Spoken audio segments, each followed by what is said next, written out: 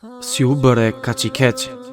Nëna I tha birit të saj se nëse e plotson ushqimin në të ngrënë, do ta dërgoj atë në park.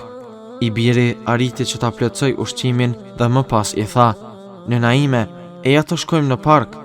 Ajo ja ktheu: "Koha kaloi dhe jashtë gjendet një egërsirë që I ha fëmijët, prandaj nuk mund të dalim tani."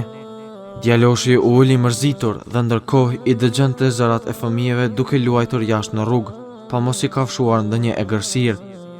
Pas një periudhe të gjatë kohore, djaloshi u rret dhe u bë për të hyrë në shkollë. Mësuesi I lajmëroi se ai që përmirëson sjelljen, ai do ta marrë një shëtitje në fundjavë.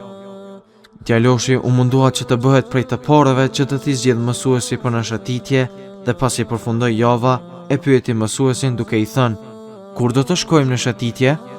Ndërkohë që mësuesi I tha: "Për cilën shëtitje po flet?" Pas një kohe, babai hyri në shtëpi dhe e takoi të birin duke I përsëritur mësimet. "Biri im, nëse kalon me sukses këtë vit, do të blej biçikletë," I tha babai të birit. Viti përfundoi, ndërsa djaloshi doli nxënësi më I dalluar në klasën e tij.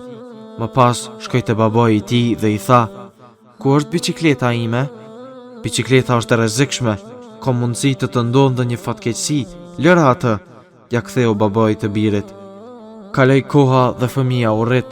Ai u bërë nacak dhe mashtrues I madh, kurse më e keqja është se të gjithë e shtronin pyetjen: "Prej nga erdhe ti me këtë moral dhe sjellje të keqe?"